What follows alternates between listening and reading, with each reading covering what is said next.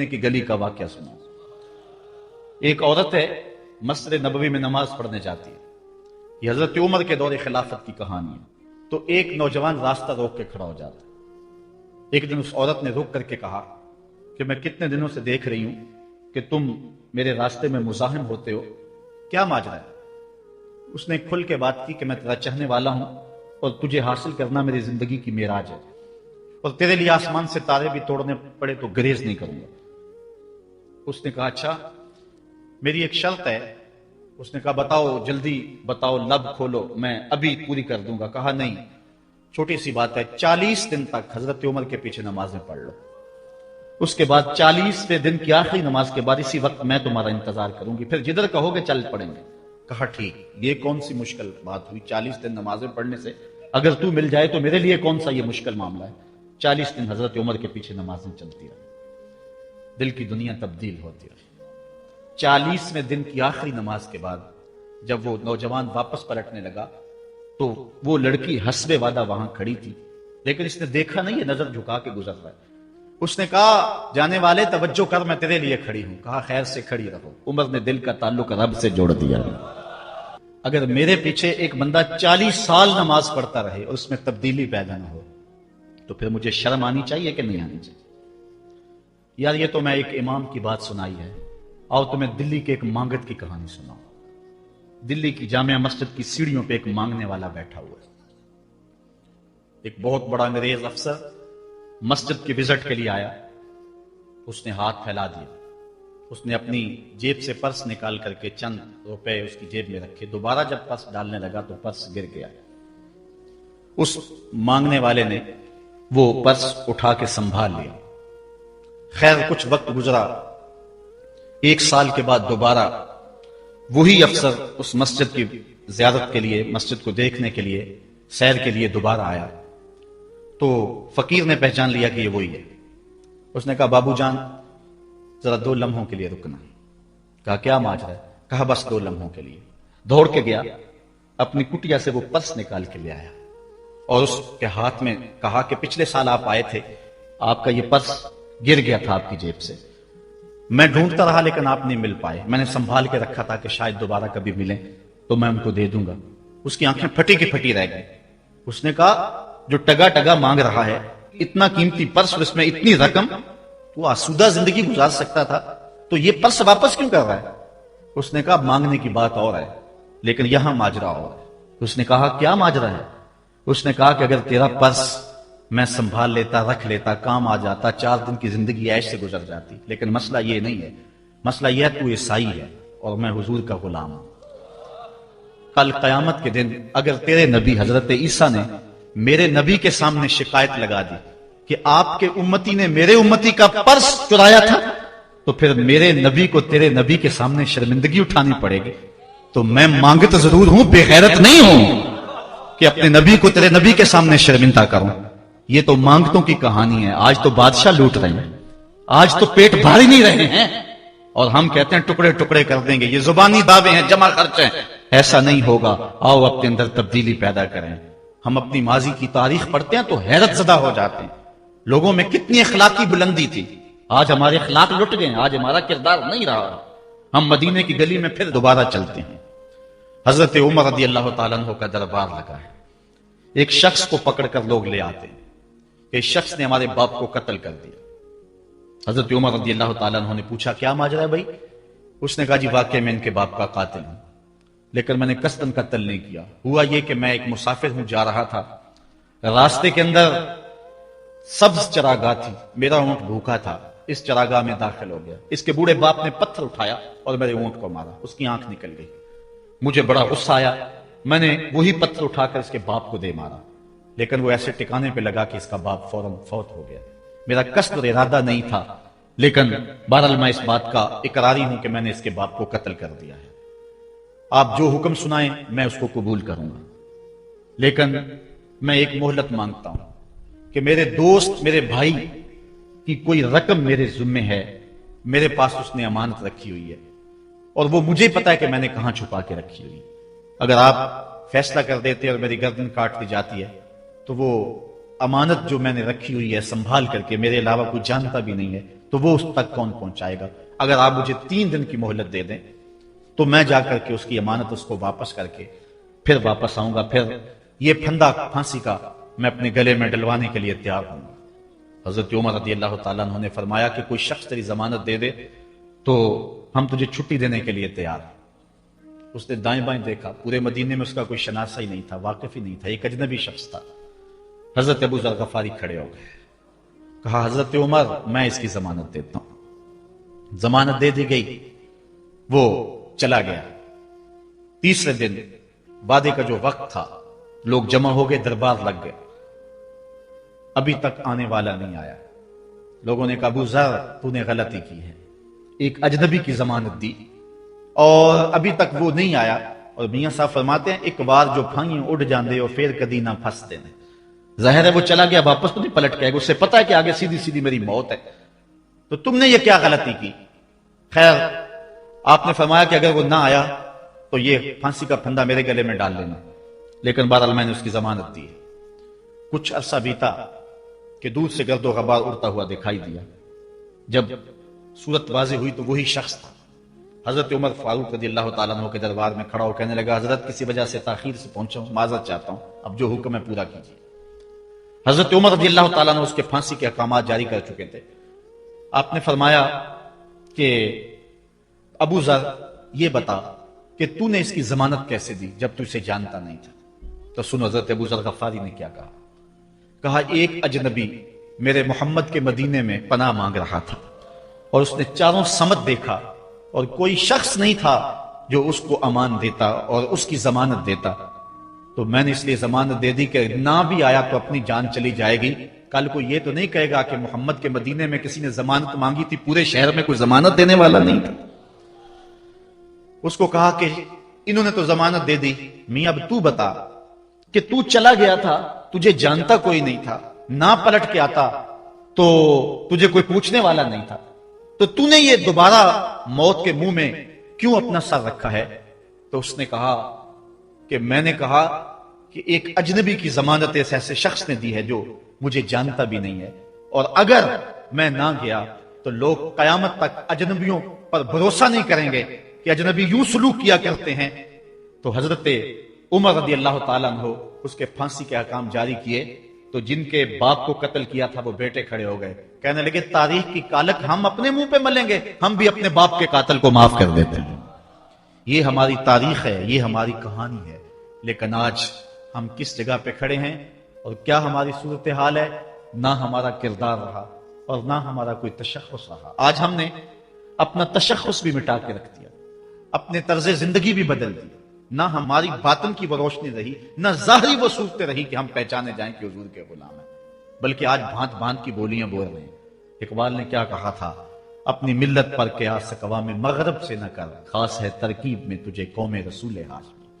بلکہ آج فیشن کے طور پر یہ کہا جاتا ہے جی آج کل دین پہ چلنا بڑا مشکل ہے، یہ آپ بھی سنتے ہوں گے، لوگ کہتے ہیں جی آج کل دین پہ چلنا بڑا مشکل ہے۔ یہ کون کہہ رہا ہے؟ جو مسجد میں آتا ہے تو موسم کے مطابق گرم اور سرد پانی دستیاب ہے، اس کے لیے ماحول ہے، اس کے لیے خوبصورت قالین بچھے ہوئے ہیں، مخملی مسلے رکھے ہوئے ہیں، جو نرم اور گداز مسلوں پہ پیشانی رکھ کر کے سجدہ کرتا ہے، وہ بطور فیشن کہہ رہا ہے جی آج کل دین پہ چلنا بڑا مشکل ہے۔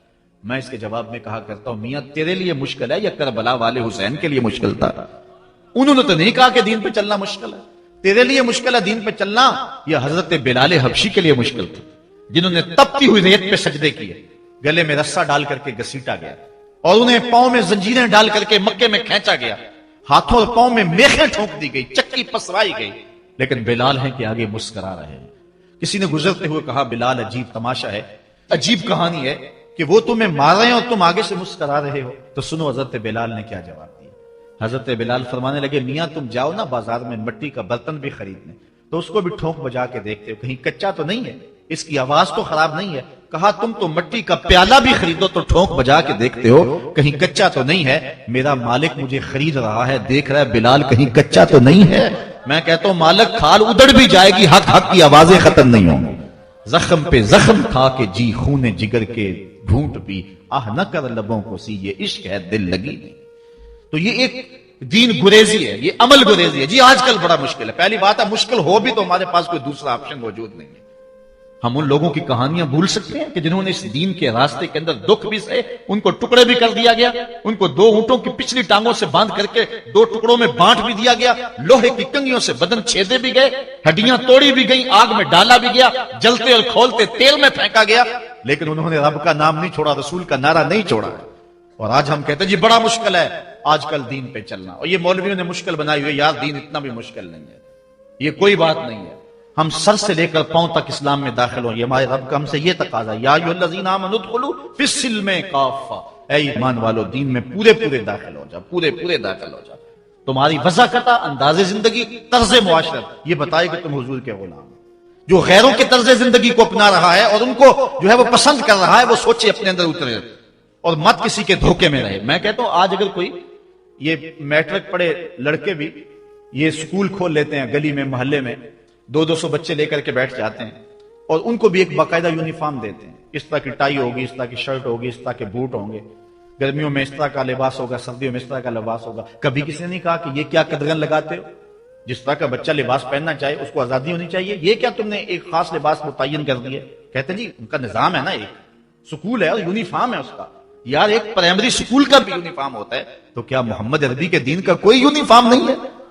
حضور علیہ السلام کی زندگی، حضور علیہ السلام کے شب و روز اور حضور علیہ السلام کا انداز معاشرت، حضور کی وضاحت، حضور کا لباس، یہ اپناؤ اور یہی زندگی کا حسن ہے. اسلام کے حوالے سے معذرت خواہانہ رویہ ترک کر دینا چاہیے ہمیں.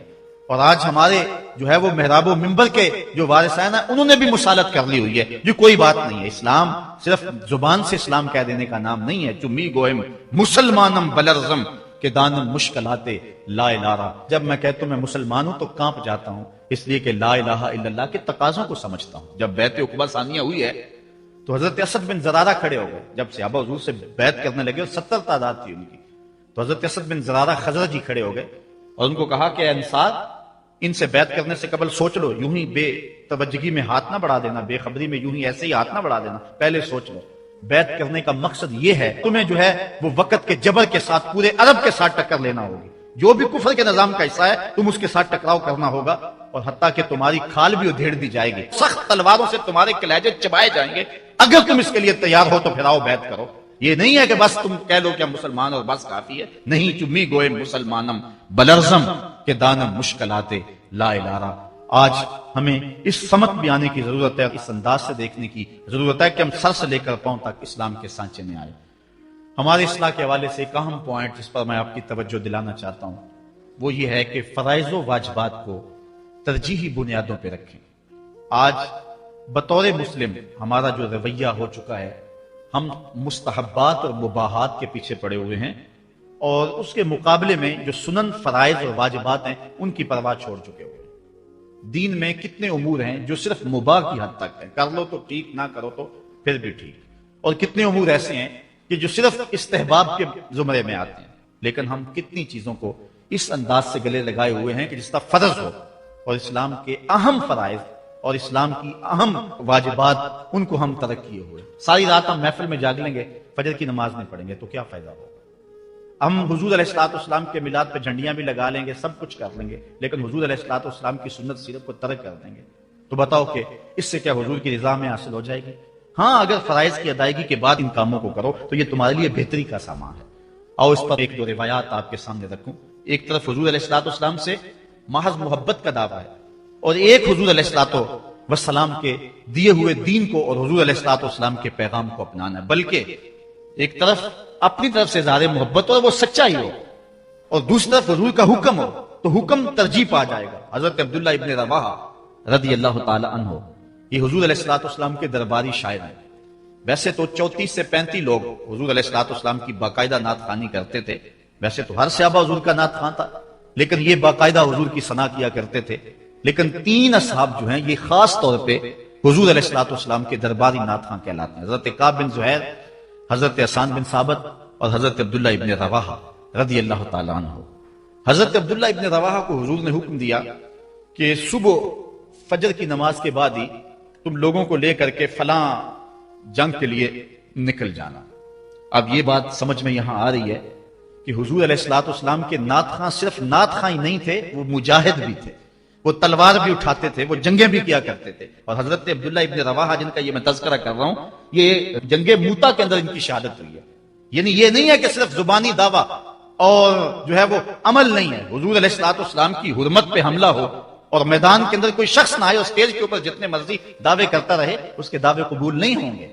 تو اب حضرت عبداللہ ابن رواحہ رضی اللہ تعالیٰ عنہ کا عمل دیکھیے، نعت خواں بھی ہیں اور مجاہد بھی ہیں دین کے. حضور نے فرمایا عبداللہ ابن رواحہ ان لوگوں کو لے کر صبح چلے جانا. حضرت عبداللہ ابن رواحہ کے پاس تیز رفتار گھوڑا تھا. آپ نے سب لوگوں کو صبح رخصت کر دیا، لیکن خود رک گئے اس لیے کہ دن تھا جمعے کا. سوچا کہ دوبارہ پتہ نہیں حضور سے ملاقات ہو نہ ہو، جنگ پہ جا رہے ہیں، حالات کیا ہوں، اس لیے میں بعد میں تیز رفتار گھوڑے سے ان لوگوں کے ساتھ مل جاؤں گا، رک جاتا ہوں تھوڑی دیر، حضور کے پیچھے جمعہ المبارک کی نماز ادا کر لیتا ہوں، یہ اعزاز بھی مل جائے اور وہ حکم تھا وہ بھی پورا ہو جائے. تو حضرت عبداللہ ابن رواحہ رضی اللہ تعالی عنہ نے نماز جمعہ ادا کی. حضور علیہ الصلوۃ والسلام نے فرمایا اے عبداللہ بن رواحہ، میں نے تو تمہیں حکم دیا تھا کہ صبح تم چلے جانا، لیکن تم یہاں موجود ہو. عرض کی حضور میں نے یہ عزم کیا ہے کہ میں ان کے ساتھ شامل ہو جاؤں گا، لیکن رکا اس لیے ہوں تاکہ آپ کے ساتھ جمعہ المبارک پڑھنے کی سعادت حاصل کر لوں. اب یہ سعادت چھوٹی نہیں تھی. حضور علیہ الصلوۃ والسلام کی اقتداء میں نماز، اور وہ بھی نماز جمعہ، کتنی بڑی سعادت ہے.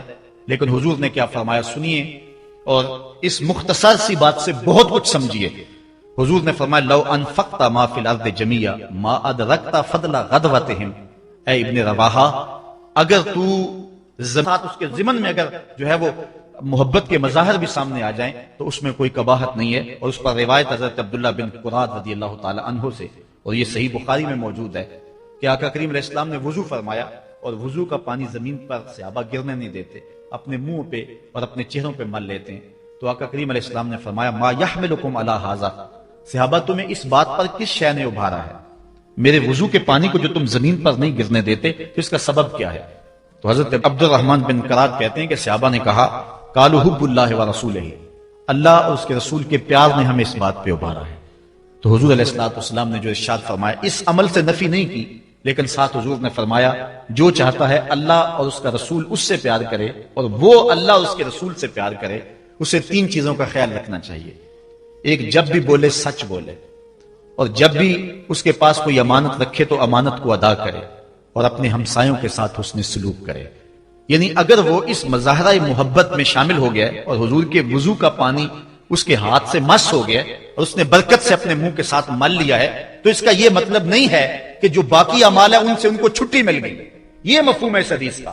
اگر کوئی بندہ محفل میلاد منعقد کر لیتا ہے، دیگر امور مستحبات کی ادا کرتا ہے، تو اس کا یہ مطلب نہیں ہے کہ اب نماز نہ پڑھے، اس کو کوئی پرواہ نہیں ہے، وہ بخشا گیا ہے. جس طرح کہ آج کل ہمارے ثنا خان جو ہے تاثر دیتے ہیں کہ جو محفل میلاد میں آ گیا وہ بخشا گیا.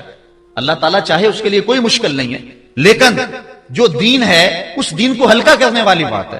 بلکہ آج کل تو ممبر و محراب پر جنت اور دوزخ کا مذاق اڑایا جا رہا ہے. ایک بندہ کہہ رہا ہے کہ ہوئے تو کیڑی جنت دا کرنا ہے تذکرہ. میں نے کہا میاں اسی جنت کا جس جنت کے لیے حضور لمبے لمبے ہاتھ اٹھا کے دعا مانگا کرتے تھے، اور فرماتے جب اللہ سے مانگو تو جنت الفردوس مانگو. اور ایک